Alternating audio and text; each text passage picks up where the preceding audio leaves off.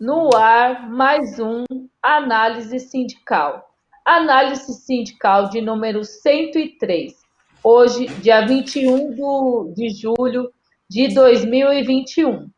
Hoje, a gente vai continuar tratando dos diversos temas, né, que é o ato, né, do dia 24, a questão das privatizações, a questão do salário mínimo, que é a questão do emprego, né, o aumento do desemprego, questão do despejo. A gente vai ter diversos assuntos hoje.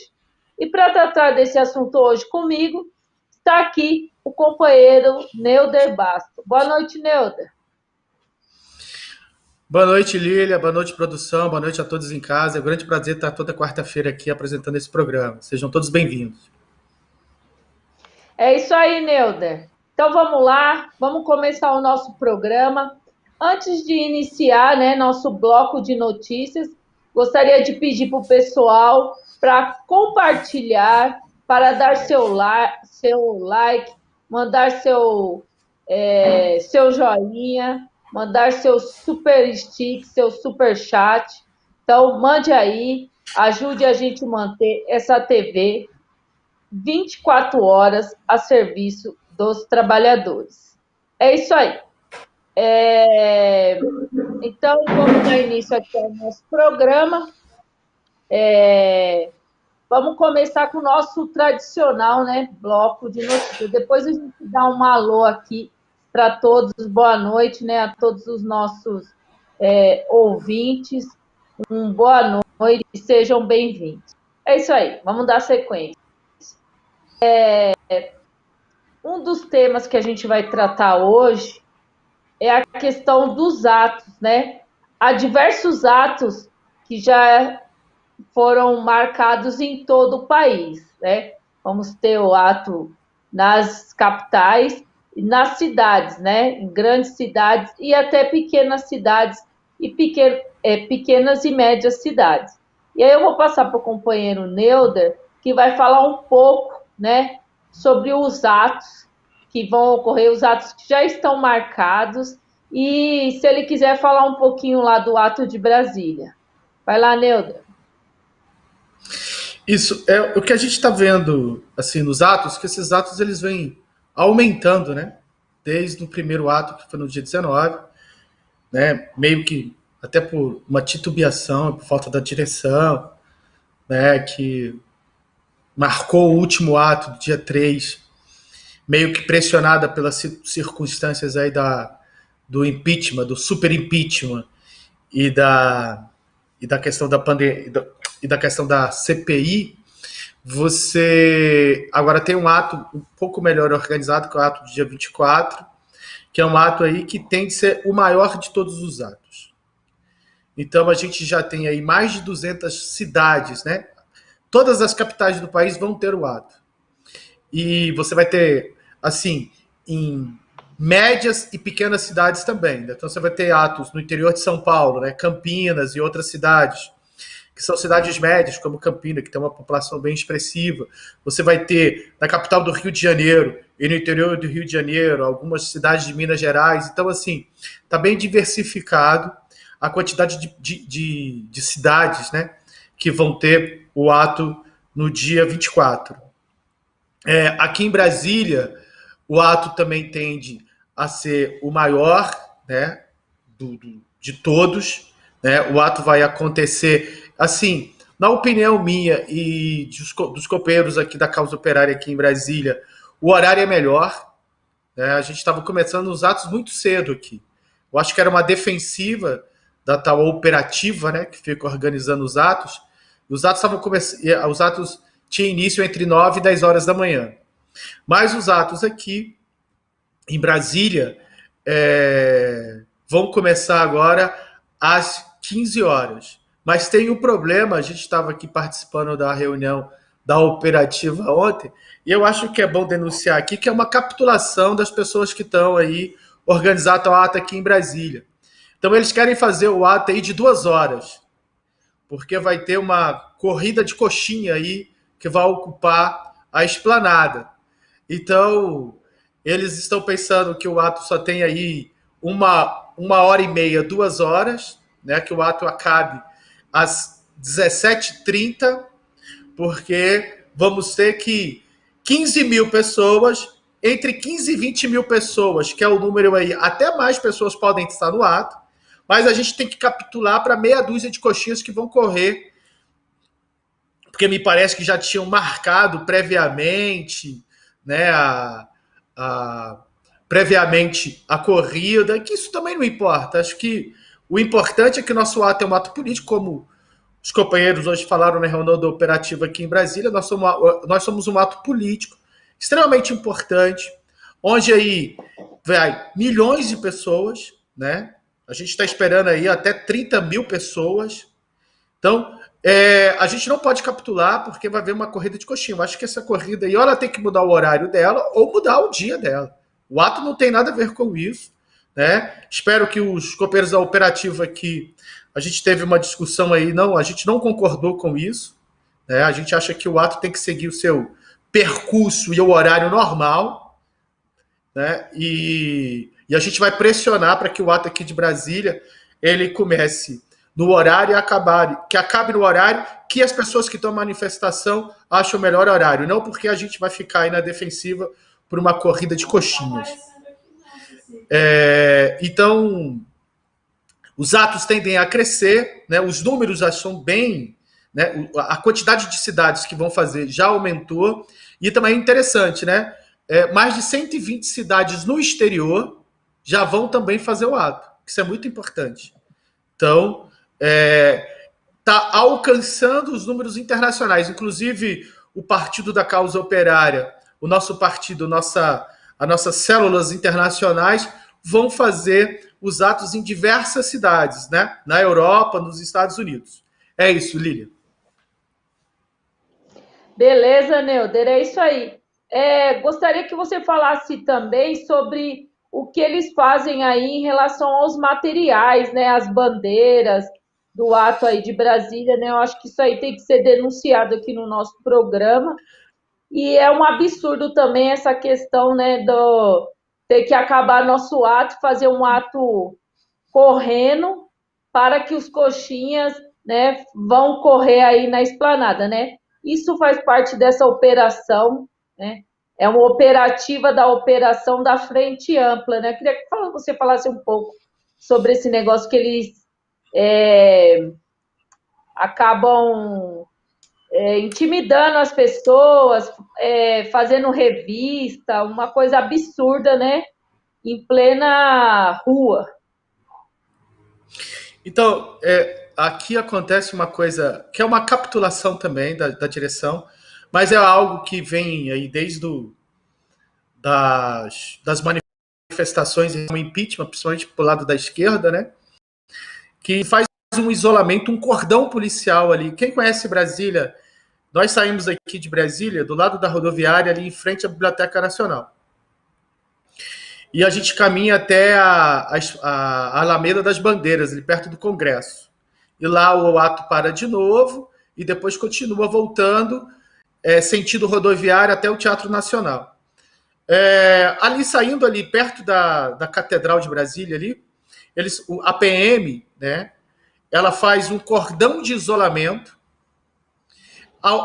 Pessoal, acreditem, 15 mil pessoas têm que abrir as mochilas e são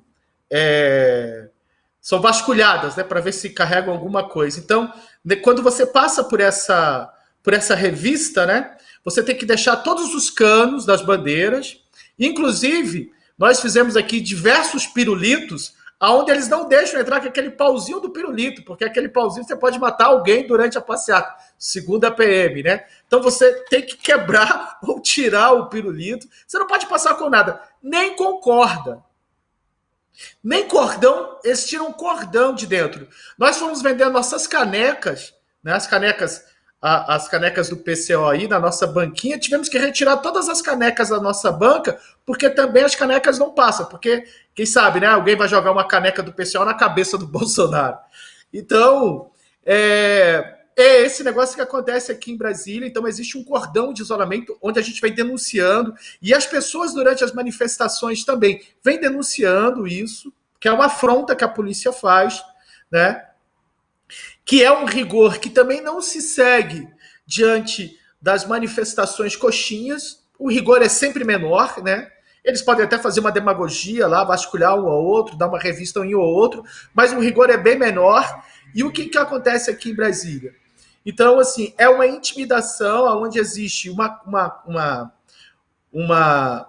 revista onde todos os manifestantes têm que abrir suas mochilas, não podem entrar com os mastros de bandeira, não podem entrar com corda, com qualquer coisa que supostamente a PM acredita que você pode estar agredindo alguém, que a gente também não sabe, né? Então, mas é uma coisa que a gente vem denunciando há muito tempo, né? E as pessoas também, durante as manifestações, a cada manifestação, as pessoas ficam mais raivosas em relação a essa capitulação que as direções aqui fizeram. Então, a nossa posição é que acabe com isso aí. A gente tem que acabar com esse negócio aí. Isso não existe em lugar nenhum do país. Só aqui em Brasília existe esse cordão de isolamento, aonde a gente, num determinado momento, não pode passar com mastro de bandeira, não pode passar com nada. Tá? E só falando assim, ó, não é que as pessoas chegam perto da Praça dos Três Poderes, né? A gente fica longe da Praça dos Três Poderes, porque a Praça dos Três Poderes também fica inacessível aos manifestantes. Nem carro de som pode ter na Praça dos Três Poderes. Nada pode ter na Praça dos Três Poderes no dia de manifestação. Então, assim, se a gente não conseguir barrar essas questões que acontecem aqui em Brasília, pode acontecer duas coisas. Ela pode se espalhar pelo país, e aqui em Brasília, essa repressão ainda ficar muito mais intensa. Daqui eles um pouco vão proibir que a gente entre de camisa vermelha, né? Que a gente, sei lá, qualquer coisa que supostamente eles acreditam que possam agredir e afrontar algum manifestante. É isso, Igor. É isso aí, Neuder, né? Um absurdo essa questão de você ter que ser revistado, né? Não pode levar um pau, né? Para você carregar as suas reivindicações. É isso aí. Vamos dar sequência aqui ao nosso programa. Queria agradecer aqui ao Sou Eu, boa noite, que mandou uma figurinha para gente. E também, desta vez que eu consigo, também mandou uma figurinha. Queria agradecer muito, né? E também fazer um chamamento, né?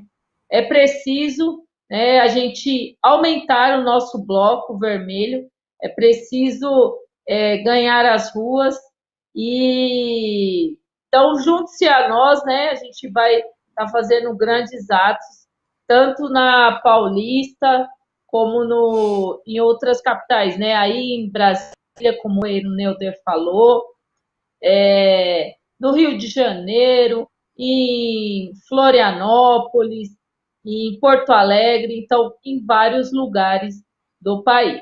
É isso aí, né? Então mais de 200 lugares já estão marcados, agora já deve estar bem mais. Então junte-se ao Bloco Vermelho, leve sua bandeira vermelha, vá de vermelho e junte-se a nós. É isso aí. Então vamos dar sequência aqui ao nosso programa. E aí a gente vai falar, semana passada teve a greve dos ferroviários, né? Uma greve combativa, mas que durou muito pouco. E aí eu queria que o companheiro Neuder falasse um pouco sobre a greve, né? E como deve ser o papel, né, os próximos passos, né, de todos os trabalhadores, inclusive dos ferroviários. É isso, Lília. Eu acho assim, você percebe que existe uma tendência, né, diante das circunstâncias de salário, né, de rebaixamento dos salários, rebaixamento, retiradas dos direitos trabalhistas, né? Eu estava comentando com um amigo hoje aqui que essa nova reforma administrativa tende a tirar até o vale refeição. É um negócio absurdo. Então, assim, na última quinta-feira, 15, né, em luta por melhorias e pautas necessárias, os ferroviários da Companhia de Paulista, dos trens metropolitanos, CPTM, pararam as atividades da linha 9, Esmeralda, 7 Rubi, 8 Diamante e 10 Turquesa. Né?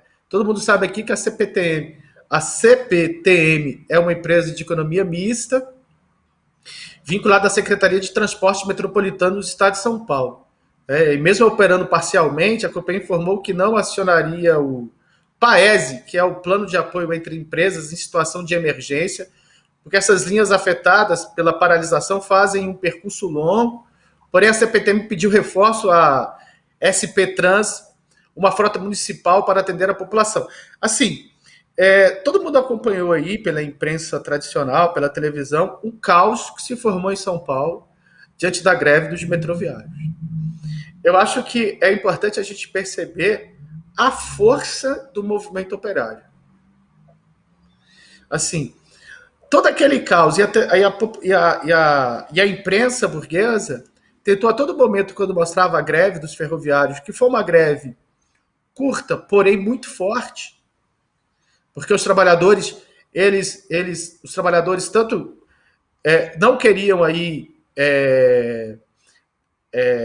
abrir, né, para que os grevistas, para greves entrassem para movimentar os trens, etc.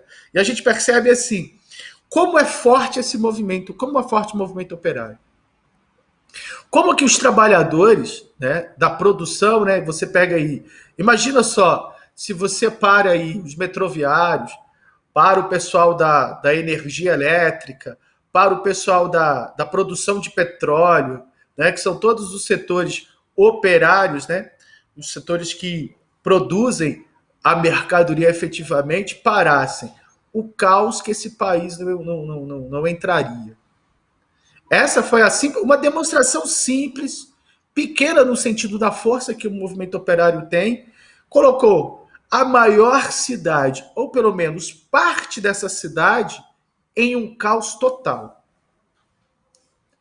É disso que a burguesia tem medo. É dessa força de união, dessa força social e econômica que são os operários unidos. É por isso que existe agora aí, de algum tempo atrás, essa campanha contra os partidos políticos de esquerda, que trabalhador não tem que fazer parte de partido político, não pode fazer parte do sindicato, que sindicato só é ladrão, partido só é ladrão. Percebam, pessoas que estão em casa. Tá? São os partidos políticos, são os sindicatos que a gente pode até reclamar aqui, a gente reclama e denuncia sistematicamente a política das direções sindicais e das direções de alguns partidos políticos, e o nosso papel é denunciar, porque a gente não concorda com a política dessas pessoas, ou desses partidos, ou desses sindicatos, mas não no sentido de destruir o sindicato. Não no sentido de destruir os partidos políticos, mas pelo contrário.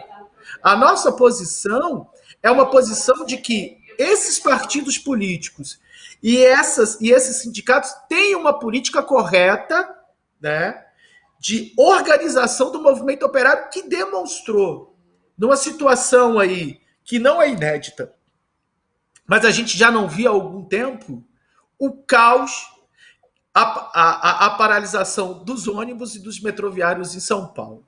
Isso é muito bom. E essa situação tende a aumentar diante das circunstâncias que o país atravessa. Então, a nossa posição é de toda solidariedade aos companheiros, né, dos metroviários, aos companheiros motoristas de ônibus, tá? E de reforçar a greve desses companheiros e o movimento desses companheiros, que é justíssimo e muito forte. É isso, Lília. É isso aí, Neuder, né? Então, todo o apoio, e é preciso, né, não fazer só um dia, né, de paralisação. É preciso, né, paralisar, te ver que São Paulo sem os trens, né, sem os metrôs, não funciona, né? Então, greve já começa parando o ônibus, parando o metrô, parando o trem, que é um caos, né? A gente que eu não moro aí, mas quando eu ando aí, eu sei como que é. É sempre cheio, falha, eles tiram linha, eles não informam nada. É isso aí. Então, vamos dar sequência aqui ao nosso programa, né? O pessoal está chegando aqui, boa noite a todos. E agora eu vou falar sobre a questão do salário mínimo, né? O salário mínimo. É um dos ataques, né, como o companheiro Neuder falou, a classe trabalhadora é a questão do reajuste do salário mínimo, né? O reajuste, desde o ano passado, foi abaixo do INPC, né? Em 2021, e ainda perdeu para a inflação, né?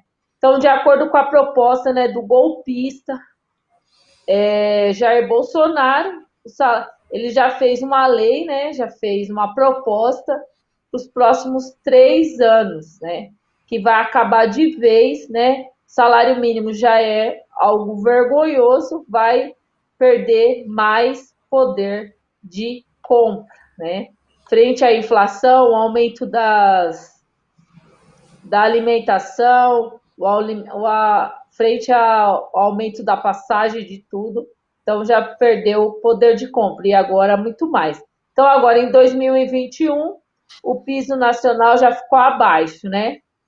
Foi para 1.100. Ficou abaixo do INPC e também da inflação.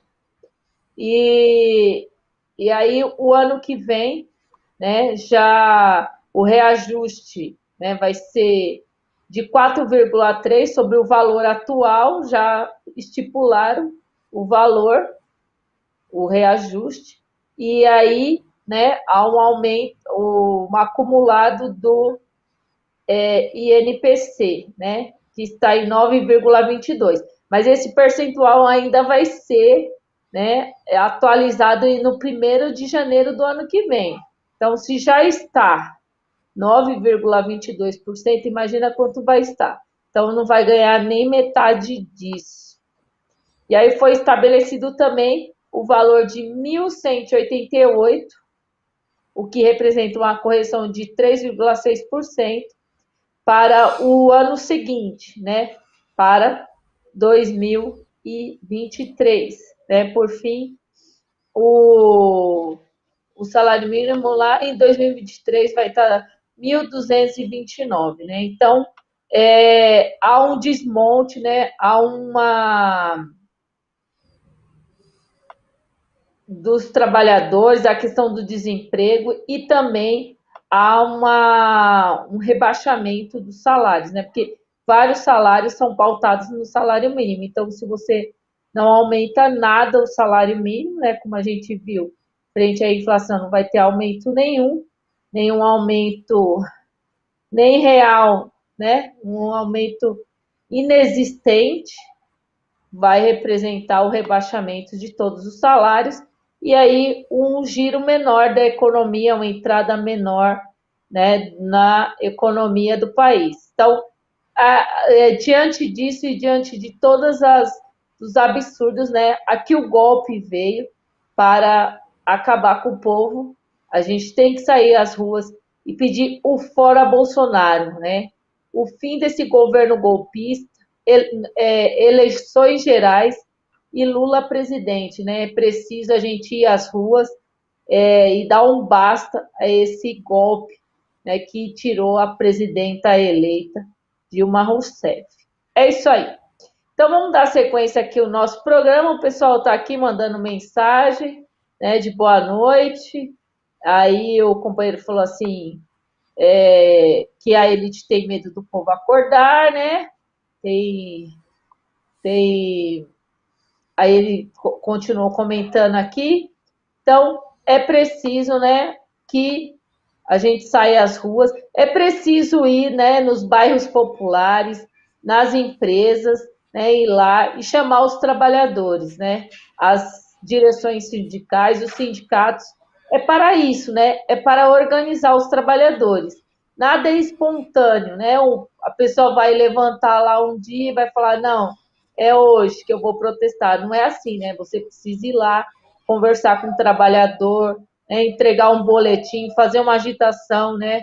Agitação e propaganda, é preciso ir nas fábricas, nos bairros populares e falar, gente, vamos lá, vamos lutar contra esse governo golpista, né, e colocar em pauta as reivindicações dos trabalhadores, né, que é auxílio emergencial para todos, né, redução da jornada de trabalho, para que tenha emprego para todos, né, não pode ficar nessa situação, o povo tem que trabalhar para se sustentar. É isso aí, então vamos dar sequência aqui ao nosso programa. A gente, inclusive, está fazendo diversas atividades, né, de panfletagens, de colagem de cartazes. Então, junte-se a nós e aos comitês, né, os comitês de luta contra o golpe. É isso aí. Então, vamos lá. Aí, agora, na sequência, né, eu vou falar sobre a questão, uma coisa absurda. E eu acho que essa matéria é importante por quê? Para mostrar como o civilizado, né? Porque querem colocar para a gente, né? Aí, ó, o nosso cartaz. Fora dos. Coloca aí de novo, produção. Aí, ó. Os cartazes dos comitês, ó. Dos comitês de luta contra o golpe, ó. Auxílio de verdade, vacina para todos, né? Que essa vacina está enroscada, não ao desemprego e jornada de 35 horas já, né? Então, aí os cartazes dos comitês de luta. Então, junte-se a nós, junte-se aos comitês e venha lutar. Então, eu acho que vem a calhar, né, essa questão dos despejos, né?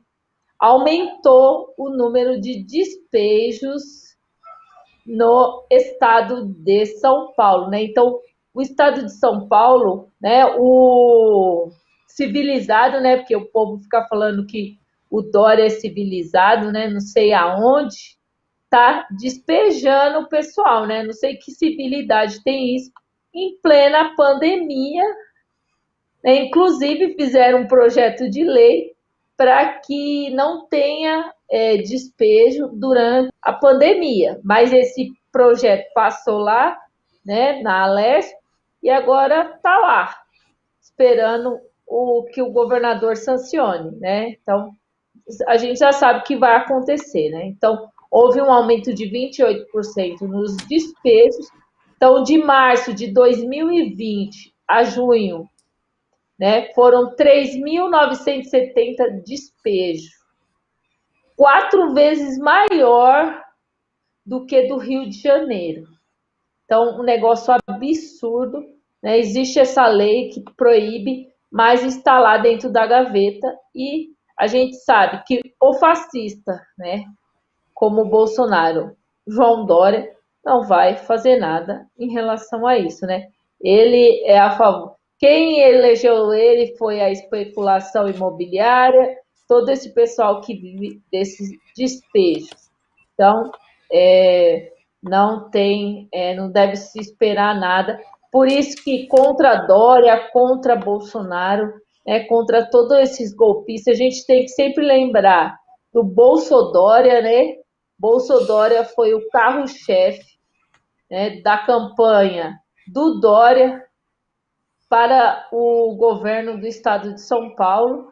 Então, faço um chamamento aqui a todos os professores, né, que sabem o que é o PSDB, o que é o Dória no estado de São Paulo, se juntar a nós, né, no Bloco Vermelho, ir lá e falar, não queremos Dória, não queremos frente ampla, a gente quer as reivindicações dos trabalhadores. É isso aí. Então, esse é o democrático e vale lembrar também, né, que esse que diz que é civilizado, ele deu ração para a criança, né, comida, ração, uma ração que é feita de comida que está para vencer.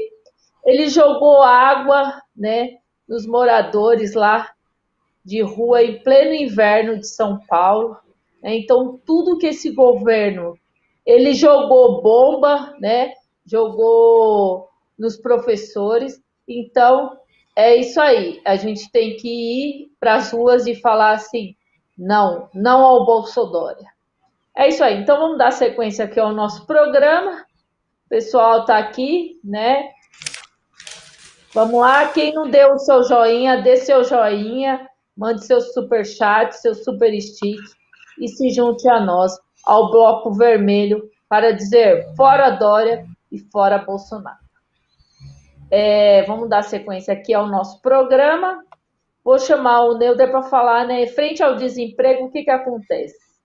Aparece o trabalho informal, né? O trabalho sem carteira assinada. Né? A carteira assinada cada vez está mais escassa no país.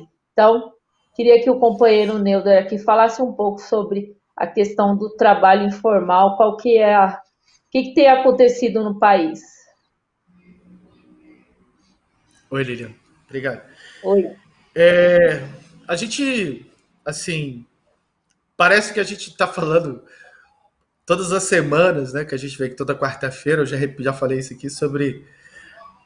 A gente sempre toca nesses assuntos, que são assuntos relevantes, são muito importantes, para que a gente, com os números aqui, desmascare um pouco o que acontece nesse país. Né? Você tem aí o problema do trabalho informal, né? E agora esse trabalho informal, esse nome trabalho informal, ele tem vários sinônimos, né? Então aí tem a uberização, a precarização do emprego, né? Semi-empregados, né? E outros sinônimos, para explicar uma questão que é muito importante, né? Hoje no nosso país, assim, as últimas pesquisas demonstram, do ponto de vista dos números, que são importantes ser dados e analisados, questões importantes, né? Hoje nós temos aí por volta de um montante de uma população no Brasil que é mais ou menos de 210 milhões de pessoas. Você tem um montante aí de 40% dessas pessoas com o trabalho informal. Ou seja, aquele pedreiro, né, que trabalha pra caramba, mas não tem carteira fechada, não tem nenhum direito trabalhista, né, que trabalha por bico ali, a empregada doméstica, né, a senhora que é costureira e faz bico, né, às vezes ela trabalha num emprego formal e à noite ela tem que fazer outros tipos de trabalho. É a pessoa que trabalha no mercadinho do bairro sem direito algum. E a gente pode dar aqui vários exemplos dessas pessoas. Essas pessoas são as pessoas do mercado informal, que não trabalham sem direitos trabalhistas, né? O motoboy, como mostra a foto aqui, né? Os empregados de aplicativo, que até têm algum direito, mas assim, eles fazem... o mesmo cara que trabalha para aplicativo também vai entregar pizza ali para de uma maneira informal para uma pizzaria do bairro, e coisas assim que a gente vai vendo. Eu quero demonstrar com os números aqui algo interessante. 40% do PEA, né, que é a população ativa brasileira, né, que é a população economicamente ativa, que é o PEA. Tá? Então, o que é o PEA? São as pessoas que terminaram seus estudos, né, ali do ensino médio, da universidade, já podem terminar os estudos assim, as pessoas que terminaram o ensino médio, e já podem entrar no mercado, ter idade para entrar no mercado de trabalho, vai até aquelas pessoas com idade de aposentadoria, que já se aposentaram, dependendo das suas categorias de trabalho. Essas pessoas, né, nesse montante da população econômica ativa brasileira, são 40%. Ou seja, 84 milhões de pessoas vivem de maneira informal hoje no país. Juntando-se a esse exército de informalidade, e a gente pode falar de uberização, precarização, as pessoas podem dar os nomes que quiserem, mas não tira o conteúdo, né, do que é o trabalho informal. Juntando isso aí, a gente tem aí nesse montante 15 milhões de pessoas, 15% de pessoas desempregadas. Ou seja, aquele cara que desistiu de vender água no sinal ou não tem nem condições de vender água no sinal, porque esse é um informal. A gente está falando do desempregado, que está sem emprego, está sem renda, sem condições nenhuma. Esses aí são 32 milhões, são 15% da população. Então, se você juntar aí 84 milhões de semi-empregados e 32 milhões de desempregados, você vai ter um exército de 116 milhões de pessoas. 116 milhões de pessoas hoje no nosso país ou estão desempregadas ou estão semi-empregadas. Bem, em um montante que eu já te falei de que a população econômica ativa do país, ela tem uma quantidade absoluta de 162 milhões de pessoas. Eu queria que o pessoal de casa observasse isso. Hoje no Brasil, apenas 42 milhões de trabalhadores trabalham de maneira formal com carteira assinada, ou seja, são as pessoas que gozam plenamente dos seus direitos trabalhistas. Então, aquela história de que os direitos trabalhistas do Brasil estão sendo atacados, não existe, mas eles já foram atacados. Para a grande maioria da população, ou seja, das pessoas que trabalham nesse país ou têm idade para trabalhar nesse país, elas não têm direito trabalhista mais. 116 milhões de pessoas não têm direito trabalhista. Trabalham de maneira informal, não tem carteira fechada, não trabalham por um salário mínimo, não tem INPS, não tem nada. Apenas 40% não, desculpa, apenas 46 milhões de pessoas têm direito a isso. E você está vendo agora, com a nova reforma trabalhista, que só vai tirando direitos trabalhistas, né, dos trabalhadores formais, e mais agora a reforma administrativa vai ainda diminuir muito mais a quantidade de pessoas no país que têm um emprego formal. Então, assim, não é que vai acontecer, já está acontecendo há algum tempo. Então, assim, o que a gente tem hoje, assim, falar de direitos trabalhistas, a gente não pode falar que a população está perdendo. A gente já tem que mudar o discurso, é falar assim, como recuperar os direitos trabalhistas. Que a grande maioria da população não tem. Olha, assim, das leituras que eu fiz aqui para averiguar esses negócios assim, esses dados, a maioria da população brasileira, né, que está nesse sentido, elas não têm perspectiva de ter um trabalho formal. Ou seja, o cara tem 20 anos de idade lá, 30 anos de idade, 25 anos de idade, ele não acredita que um dia ele possa ter um trabalho de carteira fechada. Hoje, o mercado de trabalho é para... você já consegue perceber, porque é uma pequena parcela da população. Né? Funcionários públicos, né? E são pessoas que estão... Sim, mas já existe um ataque tremendo, né? Esse negócio que existe aí de que atacar o funcionalismo público, de que funcionário público ganha muito, né? Os caras, eles assim, olha a artimanha, né? Ah, o funcionário público ganha 50 mil reais. Gente, a categoria de funcionários públicos no país é extremamente heterogênea. Você tem aí um funcionário público de uma prefeitura municipal que ganha uma miséria. Não é o mesmo funcionário público que trabalha no judiciário, um juiz. E essa aristocracia do funcionalismo público, que é uma minoria, ganham bem. Mas a grande maioria dos funcionários públicos brasileiros estão sendo atacados sistematicamente. E como a gente está vendo na reforma administrativa e outras reformas, né, já estão tirando o direito. Hoje, assim, eu sou da categoria de professores. Com a reforma administrativa, acho que já em São Paulo, a Lília pode depois falar disso, em São Paulo, olha, é um absurdo. O cara que é aposentado tem que pagar a aposentadoria. Tem que continuar pagando a aposentadoria. Né? E o que a gente está percebendo, assim, que os nossos direitos enquanto trabalhador estão indo. E a única maneira que a gente tem de lutar é as mobilizações. A única coisa que coloca medo na burguesia é o povo na rua, radicalizado. Olhem só, um pouquinho de greve lá em São Paulo dos metroviários, junto com os motoristas de ônibus, fez a cidade um caos.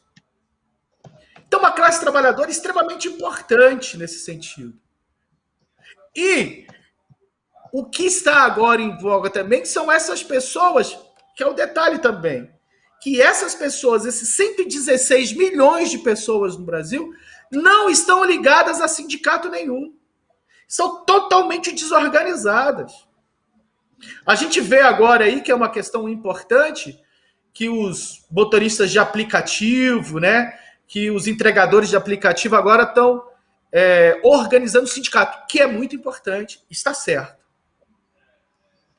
Mas a esquerda hoje ela tem que procurar também, né, organizar os trabalhadores do sindicato, que é a ponta de lança, que são os sindicalizados, as categorias operárias, e é fato, mas também da gente procurar dar um alento, algum tipo de organização para esse exército de desempregados e semi-empregados que tem o país hoje. Porque enquanto não se resolver esse problema, não se resolve o problema da justiça social, não se resolve o problema da violência, não se resolve o problema da fome no país, se a gente não resolver o problema do desemprego e do semi-emprego. É isso, Lilian. É isso aí, Neuda. Então, é verdade, aqui no estado de São Paulo, né, foi aprovado, além de ter aumentado a nossa alíquota, né, para aposentadoria, algo que a gente não sabe quando vai acontecer, e também os aposentados estão pagando novamente a Previdência Social, né? Um absurdo. É isso aí. Então, o nosso programa, né, já está caminhando para o final, vamos dar as últimas notícias. Vamos lá. Vou falar sobre um negócio que é absurdo, um negócio que, sabe, que fere a dignidade, né, humana. Né? O TRT, desculpa, São Paulo, confirmou a demissão por justa causa de uma trabalhadora que se recusou a se vacinar. A trabalhadora, ela trabalha ela trabalha como auxiliar de limpeza e trabalhava num hospital infantil, né? Ela se recusou a tomar a vacina, está no seu direito, né? Ninguém tem que ser obrigado a se vacinar, né? Porque deve ter uma campanha de esclarecimento, todo um ela não foi escutada porque ela não queria tomar a vacina e foi lá e demitiu ela por justa causa, né? O TRT. Na demissão, né, por justa causa, para quem ainda tem a carteira assinada, você perde o quê? Né? Fica assim a rescisão, né? Só recebe os dias trabalhados e as férias proporcionais. Perde o aviso prévio, o 13º proporcional e a multa rescisória de 40% do fundo de garantia, né? E além disso, do absurdo, perde o seguro-desemprego, né? Então, uma coisa absurda, né? Como a própria pessoa que sofreu isso, ela falou assim, que isso foi um ato, né, que fere a honra e a dignidade humana dela, porque se ela não quis tomar a vacina, ela tinha que ser respeitada na sua condição, né? Eles alegaram que fizeram campanha de esclarecimento e tal, mas ela disse que é tudo mentira, não houve campanha, não houve debate entre os funcionários, porque deveria tomar a vacina ou algo do tipo. A gente viu desde o começo, né, que a própria esquerda pequeno-burguesa queria que os trabalhadores, queria que os juízes obrigassem, né, os trabalhadores a se vacinarem, né, que a justiça deveria obrigar. Um absurdo, né, a gente é contra isso, isso tem que ser denunciado, tem que ser revertido. Não, ninguém pode ser demitido por causa que não se vacinou. A gente sabe que tem ocorrido em nome desse protocolo que não existe, porque na hora do vamos ver, o funcionário não tem os IPIs, não tem o distanciamento, não tem nada, né? E aí, quando ele não quer vacinar ou ele não usa uma máscara que não deram, né, para ele, ele é demitido, né? Eu ouvi falar aqui que Marília demitiram, né, uma multinacional daqui demitiu trabalhadores por causa que não estava usando a máscara, né? Um absurdo. Então, essa denúncia, a gente deixa essa denúncia aqui contra essa ditadura, né? Porque isso é uma ditadura, você ser obrigado a tomar uma vacina.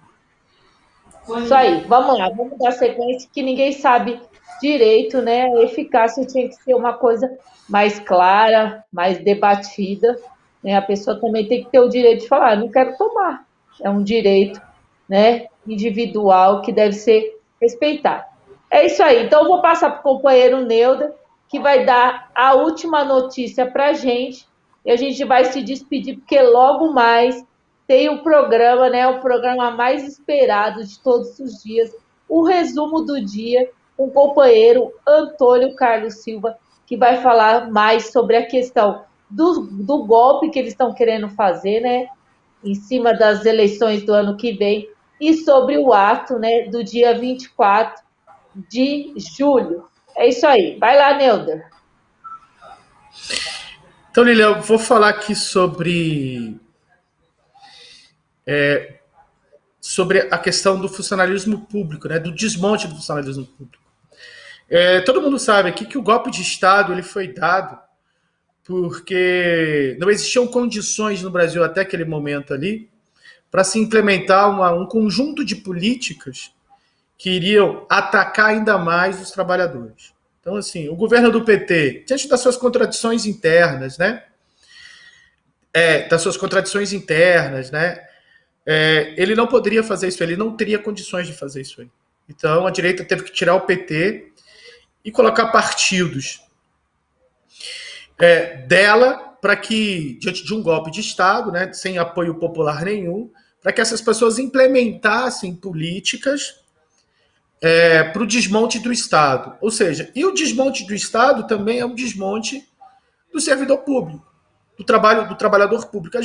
Eu acabei de comentar a, a matéria anterior que dizia o seguinte: dos 48 milhões ainda que restam de pessoas que trabalham formalmente, boa parte dessas pessoas são pessoas que trabalham no serviço público, né? E existe por parte, né, do conjunto das pessoas que deram o golpe de Estado, e aí não é um problema só do Bolsonaro, mas o problema de quem colocou o Bolsonaro no poder, né, que foi o Dória, que foi o PSDB, que foi o Fernando Henrique Cardoso, né? Esses aí são os pais do Bolsonaro. Né? Tem aquele negócio que fala que filho feio não tem pai, nesse caso tem. O Bolsonaro tem pai. E lá na certidão lá de nascimento do Bolsonaro tá lá, Fernando Henrique Cardoso, Dória. Então, assim, foi foi meio que um bacanal que produziu o Bolsonaro. Então, assim, a gente tem aqui, desde o início do governo Bolsonaro, para fazer, né, um pequeno recorte aí, né, o governo Bolsonaro ele economizou 2 milhões a não recompor o salário dos servidores públicos, congelado desde 2017. E esse congelamento aqui se deu diante da primeira política diante do golpe de Estado lá atrás no governo Temer, que foi a PEC da morte, ou seja, a PEC do teto de gastos. Então, essa PEC, essa lei já impôs a boa parte dos trabalhadores do Brasil, né, não só os trabalhadores, mas a infraestrutura brasileira também, né, é aquele negócio, o que era ruim ficou pior com a PEC, e a gente está vendo aí, né, nós somos da classe trabalhadoras, nós aí que trabalhamos, somos trabalhadores que não tem plano de saúde, tem que ir lá no hospital público, tá sabendo o que é a PEC da morte, que está acabando com o serviço público brasileiro. Então, assim, todas essas políticas reduziram o número de servidores dos servidores de 331 mil que era em 2007 no governo Lula, né, para 208 mil no atual governo. Né? E junto com esse desmonte de funcionalismo público, você tem aí a degradação ainda maior do atendimento dentro das estruturas públicas do país hoje. Né? O que gera um mau funcionamento, né? Com a quantidade lá de funcionários, você dentro dos hospitais, você tem uma degradação ainda maior do trabalho oferecido por esses profissionais nos hospitais públicos, nas escolas públicas, né? Você tem, do ponto de vista dessa questão ambiental, da fiscalização ambiental, né? Você tem uma maior quantidade de sonegação, porque você não tem fiscalização, você tem aí uma